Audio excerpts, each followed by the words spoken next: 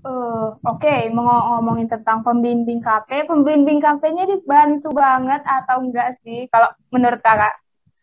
Bantu banget atau enggak? eh Berarti kita ada kemungkinan ditolak oleh perusahaan itu. Zaman corona kakak kemarin nih, kakak kan KP di zaman corona nih, kemungkinan ditolaknya nih 80%.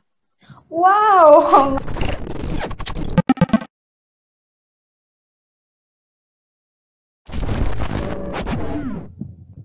Oke Kak, dari tadi kan kita udah banyak banget nih bahas tentang KP, tapi aku masih kepo loh, masih penasaran gitu. Jadi aku mau nanya lebih dalam lagi nih tentang KP. Oke? Tapi, Oke. oke.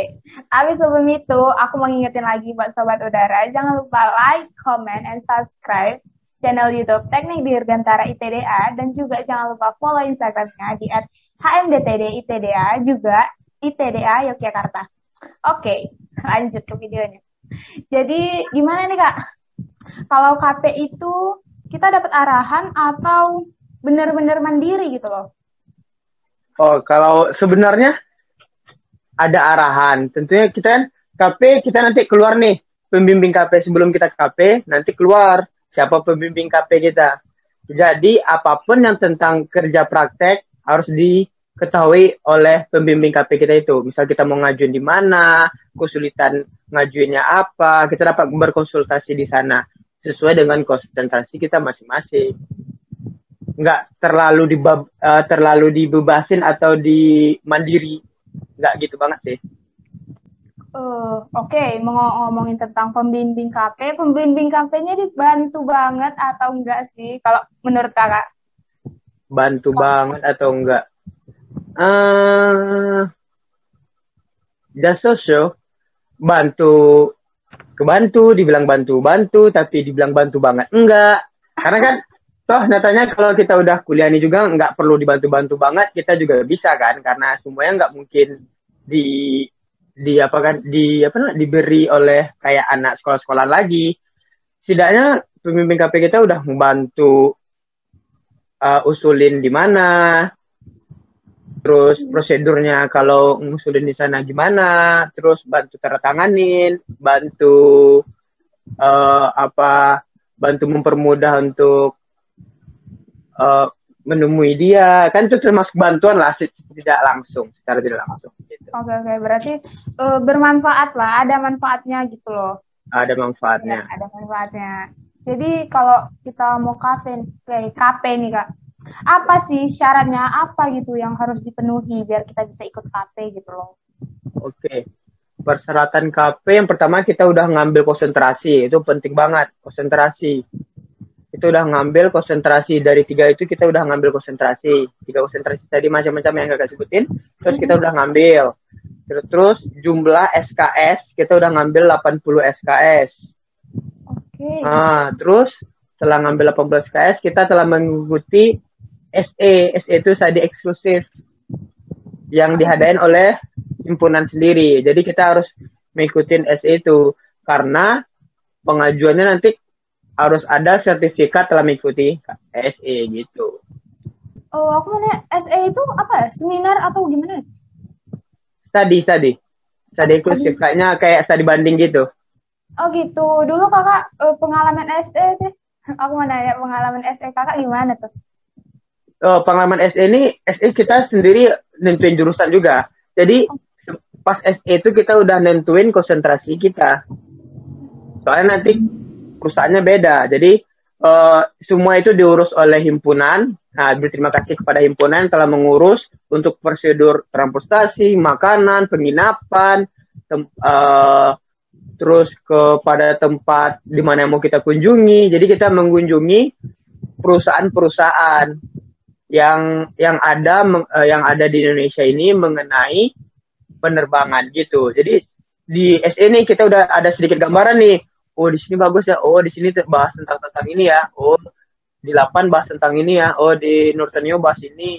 Jadi di PTDI bahas ini, di KNKT bahas ini. Jadi udah ada gambaran-gambaran kemana kita mau KP-nya gitu. Sedikit membantu. Oh gitu. KP kan tergantung konsentrasi kan. Iya. Kalau kita mau ambil konsentrasi lebih dari satu gimana? Boleh nggak? Lebih dari satu boleh, Boleh. boleh. Tergantung kembali kepada isi kepala. Soalnya kan konsentrasi lebih dari satu itu, satu konsentrasi aja kita dapatin 6 mata kuliah. Nah, kalau 2 konsentrasi tentunya 12 kuliah. Ribetnya gimana? Oh my god. Gitu. Gak sanggup satu. Oh my god. Nah, itu kakak bilangnya tergantung isi otak ya masing-masing. Oke. Teman-teman kakak juga ada sih yang udah ngambil 2 konsentrasi seperti itu. Wow, berarti mereka hebat banget. Banget. Jadi tadi kan itu syarat-syaratnya. Sekarang aku mau nanya nih, apa aja sih yang kita lakuin kalau lagi KP gitu? Oh, di KP. Tergantung sebenarnya KP ini pas kita udah KP, pertama kita ngajuin dulu ya. Kita ngajuin KP. Yang pertama kita ngajuin, kita print transkrip nilai kita. Kita udah punya transkrip nilai nih, yang bukti bahwa kita udah mengikuti 80 SKS, udah mengambil konsentrasi. Nah, itu kita print transkrip nilai kita. Kita harus ngurus ke kampus dulu untuk ada surat pengajuan dari kampus bahwa kita ini mau ngajuin KP. Untuk mendapatkan surat pengajuannya itu, terus kita cari dong teman-teman. Nggak mungkin dong, nggak enak dong kita KP sendiri. Iya. Nah, itu kita ngumpulin teman-teman, setidaknya bertiga, berempat, senyamannya. Terus kita kontak ke perusahaannya, apa itu rata-rata beda-beda sih setiap perusahaan yang diajuinnya apa. Ada yang disuruhnya buat CV terlebih dahulu. Ada yang nyuruh buat CV terlebih dahulu, ada yang ngapus sertifikat terlebih dahulu. Intinya kita nanti ujung-ujungnya kita udah ngajuin ke kampus, terus kita dapat surat rekomendasi dari kampus.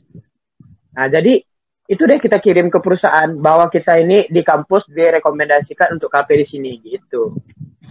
Gimana kalau kita ini mahasiswa kupu-kupu yang nggak punya sertifikat, yang nggak punya apa-apa? Gimana? Apa masih bisa direkomendasikan gitu? Gimana? Oh, sebenarnya kupu-kupu menurut kakak kurang baik.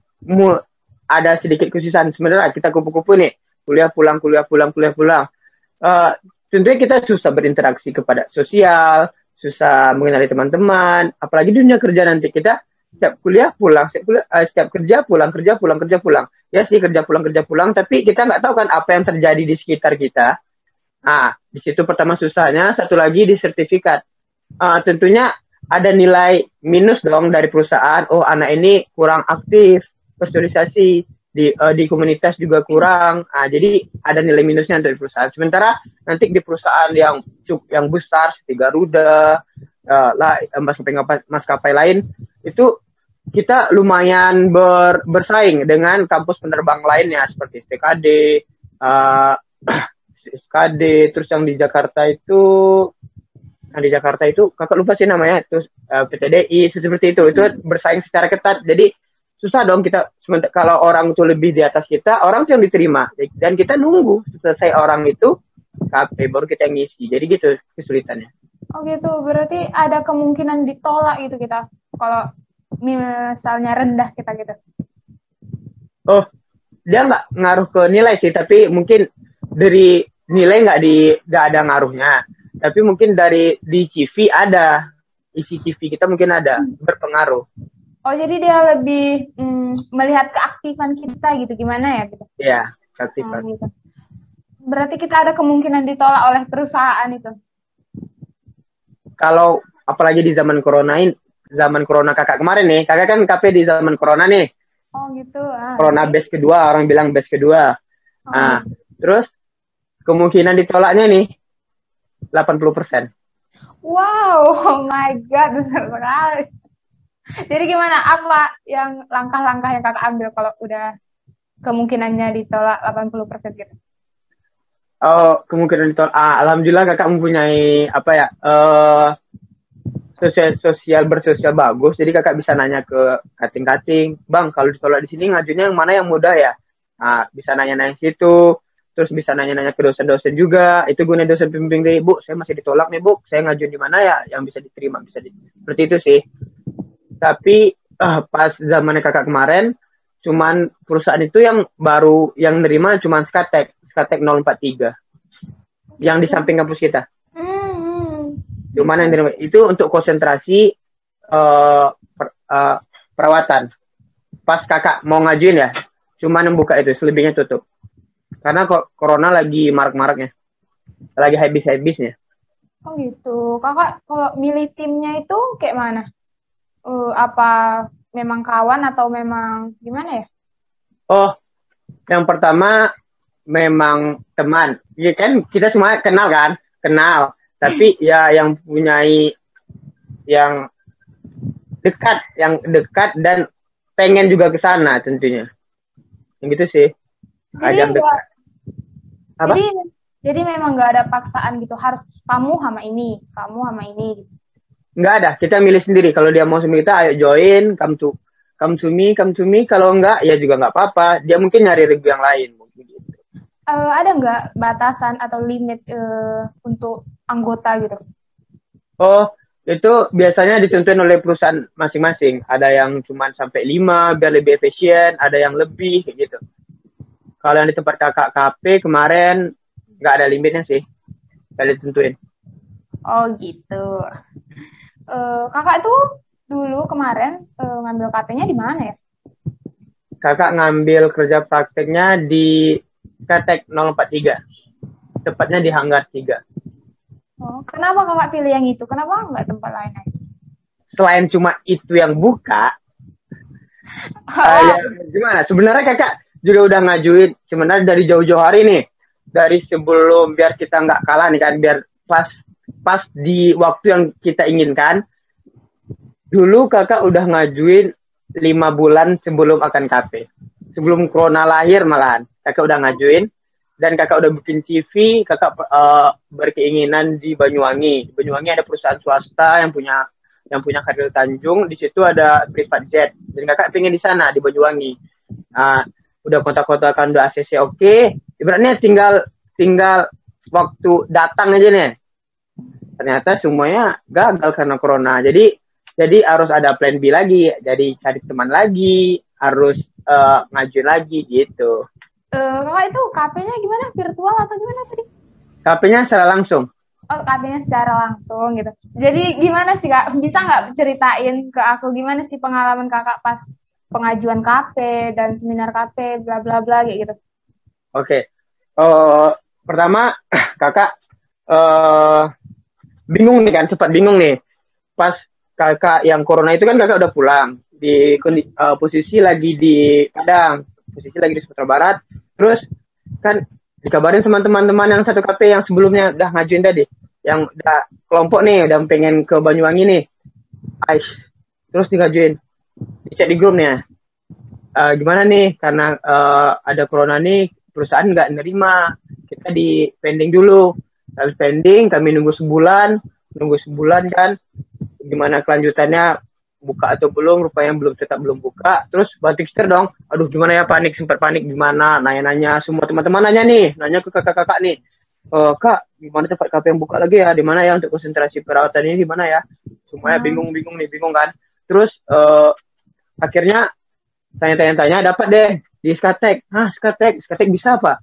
Terus informasi kan, tanya teman yang udah di sana yang nggak pulang nih, yang di Jogja, terus tanya, gimana, coba langsung ke Skatek aja konsul, bisa atau enggak. Terus tanya, terus akhirnya bisa. Ada batasan orang nggak? Gini, nggak ada batasan orang, tapi terus apa sih yang dimintanya supaya Skatek lumayan mempermudah mahasiswa STTA. Dia cuma data diri kok, cuma data diri ya, foto KTM, KTP, cuma kayak gitu kok. Jadi kakak bersyukur juga sih nggak pulang cepat-cepat ke Jogja kan. Jadi teman-teman yang ngurusin dulu, kakak cuma fotoin. Jadi teman-teman yang ngeprint, terus foto-foto 3x4 kayak gitu kan untuk data diri. Terus mereka yang handle semuanya, ngetikin semua, shout out to teman-teman KP. Terus mereka yang ngurusin, terus udah di handle, terus udah diterima, terus pas penerima ini ngurus boarding pass di KP kan, karena Skatek punya TNI AU kan, tentunya nggak boleh semua orang masuk dong. Nah, kita punya nanti boarding pass ada boarding passnya. Boarding pass itu nggak bisa dibantu sama orang lain karena harus kita ngisi sendiri, harus apa itu ibaratnya Skatek harus tahu lah siapa yang kerja di sana, nggak bisa diganti-gantiin sama orang gitu. Jadi kakak pulang, balik ke Jogja, ngisi boarding pass, selesai, langsung KP deh. Oke, Gitu. berarti itu manfaat bersosialisasi yang tadi Kak bilang ya? Iya. Buat sobat udara, makanya kalian itu jangan jadi mahasiswa kupu-kupu, oke? Oh ya Kak, tadi aku mau nanya, boarding pass itu bisa dijelasin tidak? Boarding pass tuh kayak kartu kerja praktek. Jadi kalau kita masuk ke Katek 043, kita harus ngeliatin dulu, oh mau ngapain Pak? KP Pak, ini ada boarding pass-nya. Di boarding pass itu tertera, kita mulai tanggal berapa sampai tanggal berapa. Gitu. Jadi kalau udah lewat, ada masa berlaku boarding pass-nya juga. Jadi kita masuk situ aman. Jadi saya nih Pak, saya udah KP kerja praktek di sini Pak. Ini bukti saya kerja praktek. Oh yaudah silakan masuk gitu. Kayak gitu. Oh Kak, aku mau nanya, kalau kita mau KP di suatu perusahaan gitu, itu cuma mengajuin laporan dan kita diterima, atau kita ada sesuatu bayar gitu atau gimana gitu nggak ada? Kalau bayar itu tergantung dengan perusahaan masing-masing. Ada yang kita bayar, ada yang gratis, ada yang kita dibayar. Oh wow. Nah, ada yang kita nggak dibayar tapi diadain penginapan. Misal kita mau ke Bandung kayak seperti teman-teman yang di 8, yang di 8 tuh diadain penginapan, dikasih penginapan kayak gitu biar mempermudah gitu. Itu tergantung perusahaan masing-masing. Kalau kakak di Skatek kemarin karena dia punya TNI AU, terus dan tentunya tentara kan nggak punya apa nih, nggak punya prosedur untuk mengajarin mahasiswa dari kampus nih. Nah, karena itu kita membayar biar orang tuh ngajarin terus mempraktekannya, memberi ilmu ke kita tuh lebih enak gitu. Oh gitu ya. Apapun tempat KP-nya yang penting dari diri kita sendiri gitu ya kan. Iya. Benar-benar. Jadi Kak, pas kakak KP itu ada nggak cerita menarik, cerita seru gitu, entah cilok gitu atau apa gitu? Mana tahu? Cerita menarik KP, kan kakak KP nih. Kakak awalnya lihat di pasti KP di Skatek 043 tentu ada bayangan, ini pasti masuk pagi, baris berbaris, ya nggak sih? TNI loh, yang notabene-nya TNI loh. Tentara awal-awal udah apel, udah baris, udah gini. Rupanya enggak seseram itu. Rupanya enggak se yang kakak pikirkan. Rupanya dari pembimbing yang di sana, dari yang pengisi materinya juga baik, juga ramah, juga gampang bersosialisasi. Mereka juga ngajarin kita nggak maksa loh, baik dia ngajarin tuh mereka ngajarin gimana ya jelasinnya, mereka tuh ngajarin secara ikhlas gitu loh, gini loh, dan dia juga suka bertukar ilmu gitu. Jadi gimana, nah kalian kayak gini, kakak kan di TNI AU tentu pesawatnya nggak pesawat sipil, nggak pesawat komersial, jadi pesawat yang kakak kemarin ada di pesawat KT-1B. Jadi pesawat KT-1B itu sebelumnya kita belum pernah belajar sedetail yang dijelaskan oleh kakak-kakak pembimbing yang di sana, yang di Skatek. Jadi nanti pembimbing itu juga nanya, kalau di komersil gimana? Kalau di komersil ada dari Mia kah? Enggak kan? Jadi kayak gitu. Jadi enak sharing jadinya. Ilmu kita juga kepake sama kakak-kakak di sana, dan ilmu kakak-kakak itu juga kepake sama kita gitu. Tapi fun banget nanti masuknya, kita masuk jam 9, out time masuk jam 9, kasih materi 2 minggu dikasih materi. Kita teori dulu. Karena di kampus sebelumnya di kampus kita kan nggak dikasih materi nih, materi tentang pesawat KT-1B nih.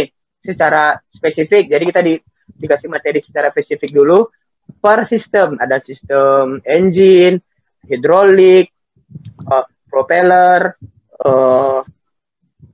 terus sama apa oil, fuel, banyak seperti itu. Jadi dikasih sistemnya masing-masing.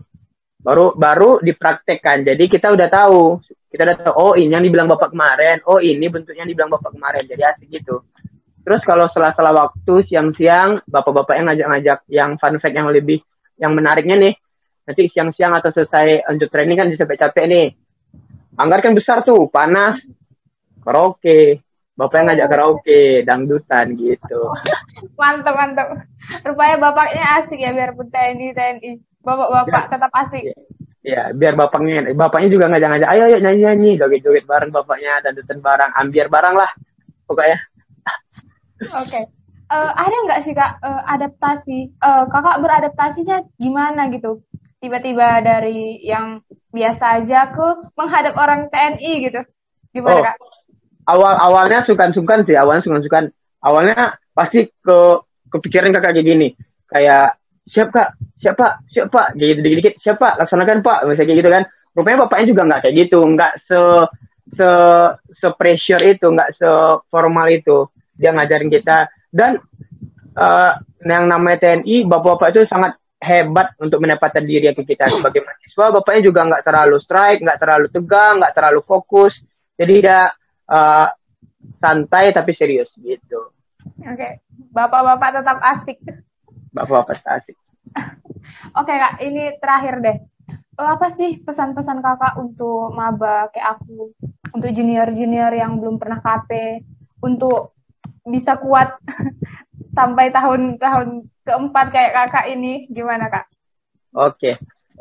Untuk sahabat-sahabat udara semua ya, mungkin ya, untuk pertama terlebih di dalam hal KP harus lebih menentukan konsentrasi terlebih dahulu. Terus konsentrasi terlebih dahulu, usahakan kerja praktek di tempat yang kita betul-betul inginkan. Misalnya ini gini nih, kita mau kerja di JMF misalnya. Ya usahakan kita KP di JMF agar lebih tahu apa pekerjaan kita nanti di sana gitu.